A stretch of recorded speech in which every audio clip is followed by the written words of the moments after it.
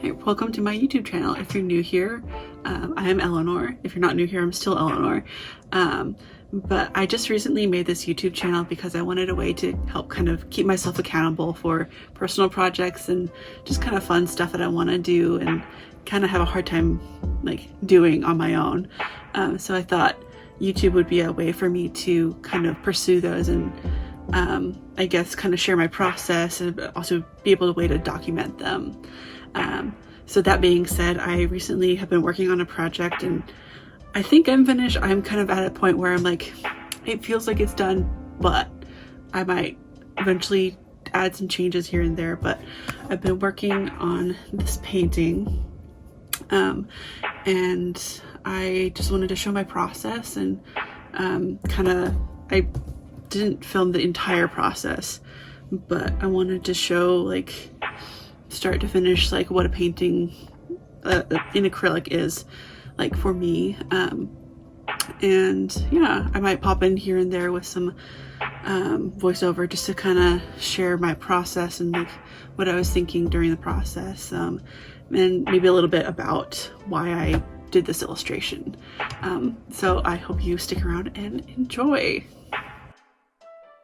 So I had prepped this canvas before filming and I used some white first to just give a good clean base on my canvas, and I like to have a little bit of texture underneath too, so I did kind of thick textured paint, let that dry, and then I went ahead and mixed up some like a dark blue with a magenta and got this really pretty purple color.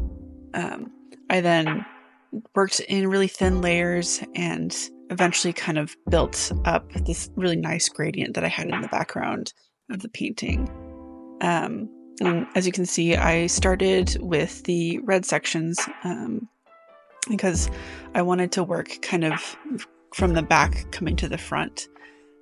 So I believe I just used the red straight out of the tube. I might have added like a little yellow or something just to brighten it up, but I again worked in thin layers because the purple could kind of come through and help deepen up some of those more shadowed areas.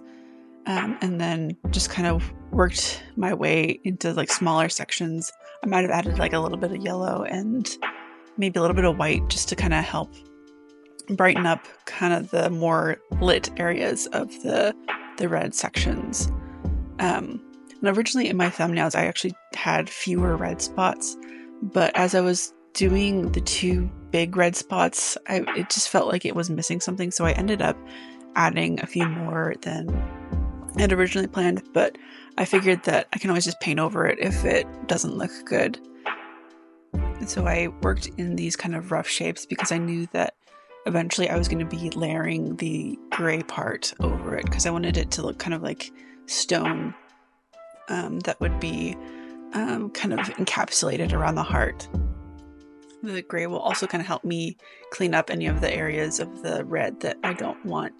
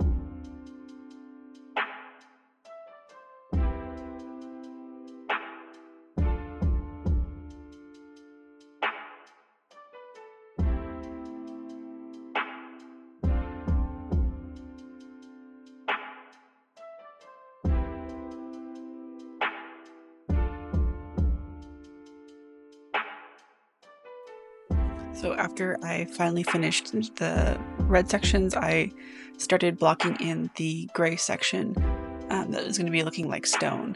I worked in, again, kind of like I did with the red, in slow sections, and just added more and more black to my gray as I went through, like, over the painting.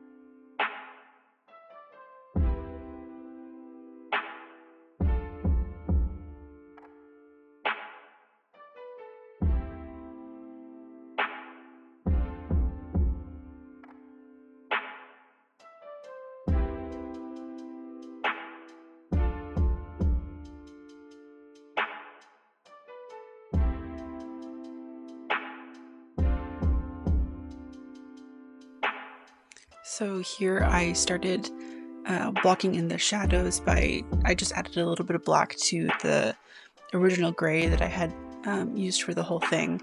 And then I just start laying down kind of where I want my shadows to be, and using a clean, slightly damp brush, I like to blend out my shadows. And here I was using a paper towel because I had accidentally used a little too much water. Because sometimes if you use a little too much water, it'll just make the paint drip and it'll not really work the way you want it to.